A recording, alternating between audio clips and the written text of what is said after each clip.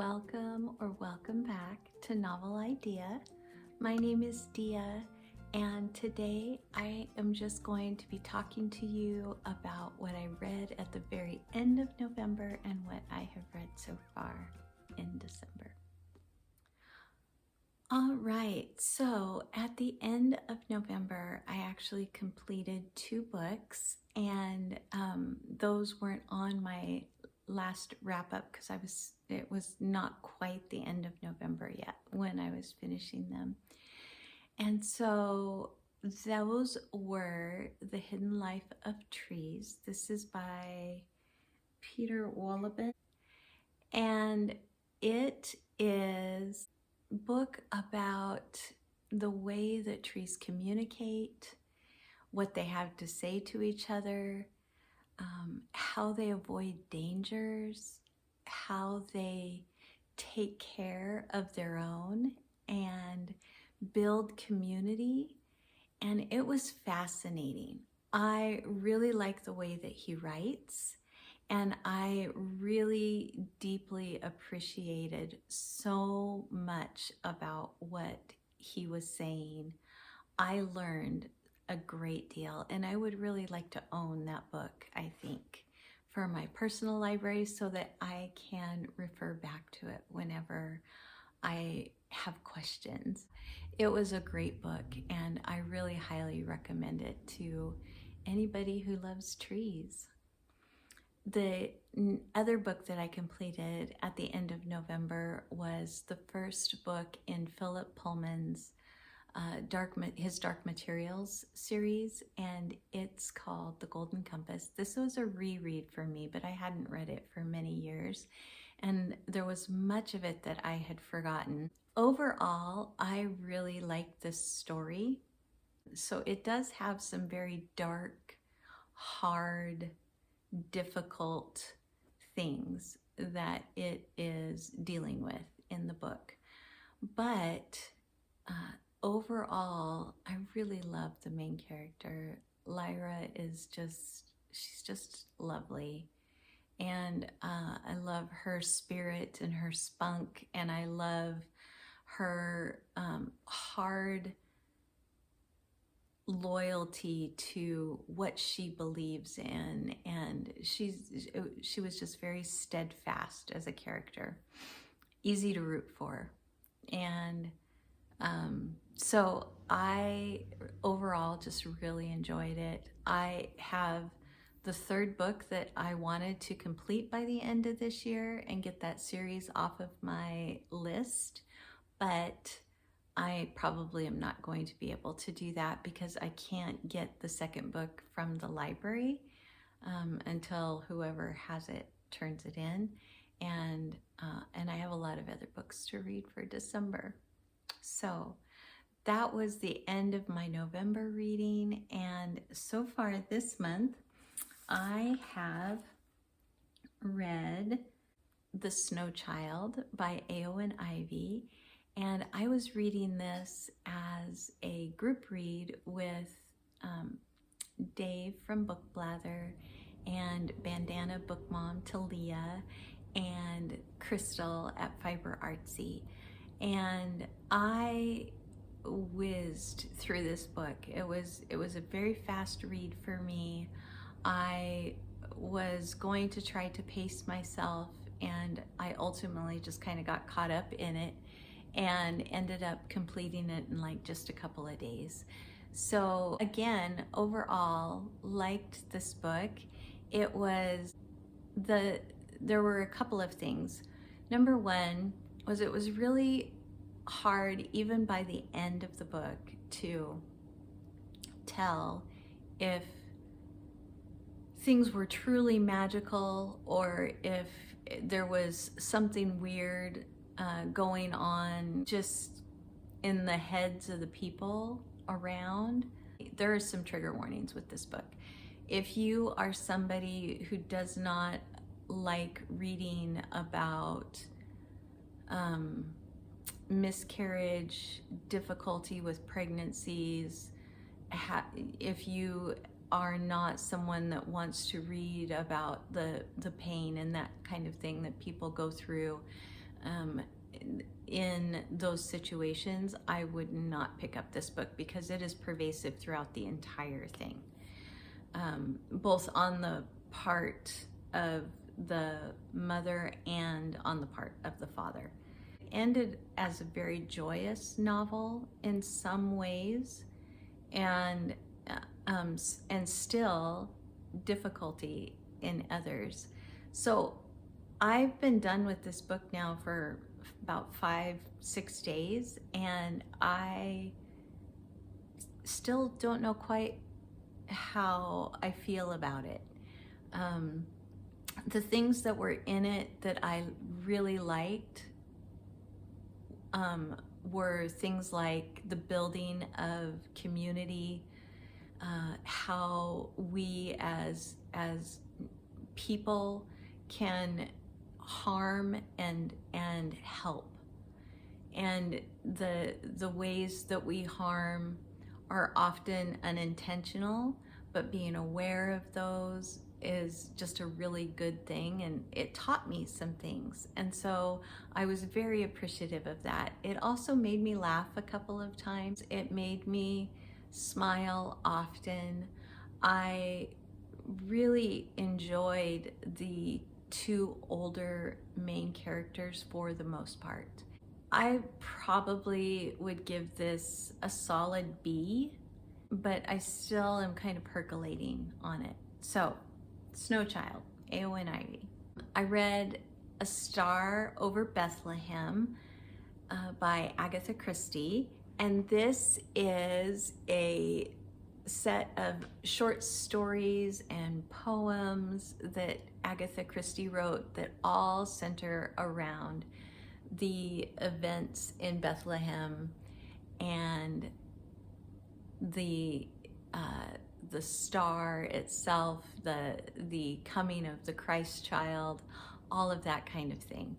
And it was really good, and I appreciated so much Agatha Christie's style of poetry, and her short stories I thought were really well done.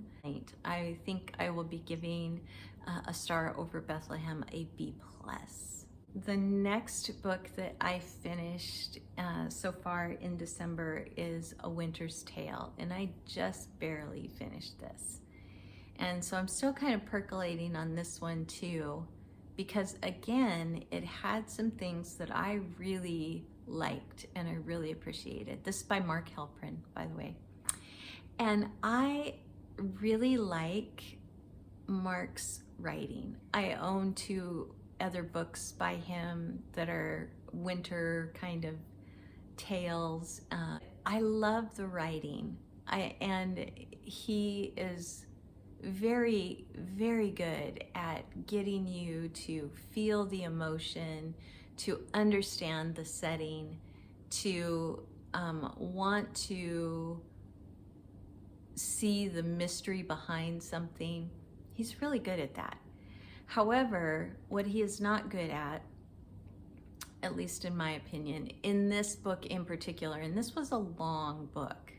I want to say that's like close to 700 pages, if not more. I'm going to double check that. I'll put it on the screen because I want to know for sure. But anyway, it jumps around a lot, and there are a lot of characters, and there are certain characters that have multiple names. So it was difficult for me to follow at times. And then the other thing is that I felt like we kept losing track of what the main character was ultimately trying to do. We kept getting lost in the timeline because he was going through time, basically. He was going back through time. Hey everybody, I was going through editing this, so this is future Dia. I just wanted to also put in here something that I had not talked about with Winter's Tale, and that is that this book is very adult. And it's also very, very gross at times, to the point where I was like, oh, no, no, no, I'm not going to read that. And so I skipped sections of this because it was perverse, actually, which really, really surprised me with the rest of the story. So I just wanted to add that in there and let you know that that is in here. It's not pleasant to read. I think this is more like a C. That was another thing I didn't love about this book. So just wanted to add that in there. Carry on. There are so many people that love this book. And so it easily could have just been me, because I'm also, brings me to what I'm currently in the middle of, reading The Brothers Karamazov. Now this is a reread for me. So Brothers Karamazov is a favorite book, and I know the storyline and I know who the people are because I've read it before. And so I know what to expect even from it. I don't remember every single little detail, but I remember enough of it to know what is happening. So I wouldn't have thought that reading Brothers Karamazov and A Winter's Tale or Winter's Tale would have been detrimental to my understanding of one or the other of them, but it was. I think as it stands, I think A Winter's Tale is probably also going to be a B read for me, maybe even lower. It might even be a B minus, because the writing captured me, and that was the only thing. That's that. Like I said, I am in the middle of Brothers Karamazov. I think I am at about 600 pages out of 850 or something like that, 900 pages, and really enjoying my reread. I'm reading that with Sandy 1001 Book Club. Sandy from Miss Reads a Lot. I would have liked to have had a few more conversations about stuff, but I am still loving my reread.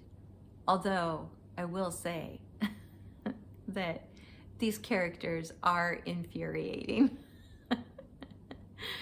There is so much family drama in this book. The drama is just kind of starting to kind of have its backlash, I guess I should say. And we're starting to see a little bit more of a leveling off. And I'm enjoying it right now.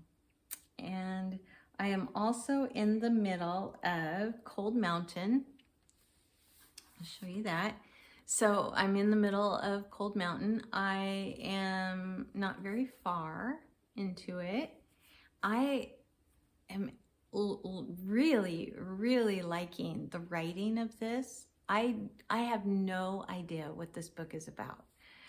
I went into it completely blind, and so far what I have read is about a man who is injured and in the war. So he's been in hospital recovering, and he is basically recovered, but he doesn't want to let people know that because he doesn't want to go back to the fighting. And he's talking a lot about a book that he is reading and the descriptions, because they remind him of where he is from, and Cold Mountain in particular. And so it's lovely writing. Charles Fraizer is really good at giving you a setting and a feeling for it, and getting you into the head and heart of the character. I was just introduced to a female, and I don't remember her name. Ada, I think might be her name. And so anyway, we'll find out. I'll find out about her as I read, but that's Cold Mountain. And then I'm also reading Joy to the World. This is a Advent daily reading book. Is excerpts from Charles Spurgeon's sermons that he did on the subject of the Christ child's birth and his coming, and I am loving it. I love it. It's been fabulous. I'm also reading through the book of Luke with my friend from Courtney Reads, and I'm reading a book called Circle of Shadows, and this is by Evelyn Skye. And I read a couple, well, last year and the year before, I read books by Evelyn Skye called The Crown's Game and The Crown's Fate. And I really liked that duology. And so I thought that I would try this one. And I'm almost finished with Circle of Shadows, and it's not up to par with Crown's Game. It's a much younger read, but I'm enjoying what I've read of it. These are part of my reindeer readathon picks, and so I'm planning to go on to the second one in the duology to complete another prompt for that. But we'll see, because I have other things that I could use for that other prompt. I hope that you guys are having a great week. Let me know down in the comments if you are doing any of the read-alongs or readathons with me, and what books you're reading and if you're enjoying them. I would love to know that. And also, are you guys doing anything for Advent? Do you follow Advent at all? It's just something that I have done since I was a little girl, and I love this season. So just love the kind of preparation for what is to come on the 25th. And so yeah, that is everything I think from me, you guys. We are getting ready for our oldest daughter. She's going to come visit us. She may even join me on here, and you might get to meet her. But our oldest is going to be here in just about a week and a half. So really looking forward to that and trying to get ready, and it's going to be fun. Anybody that wants to know an update on the twins, they are doing wonderfully. They really are.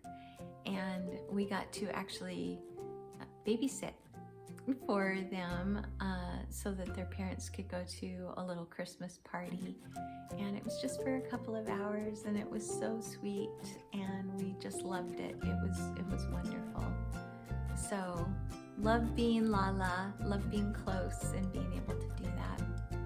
So yes, they are doing fabulously, and so are Mom and Dad. Mom and Dad are doing really well too. So that's it, everybody. I hope all is well. Like I said, see you in the next video. Like if you liked it, subscribe if you want to.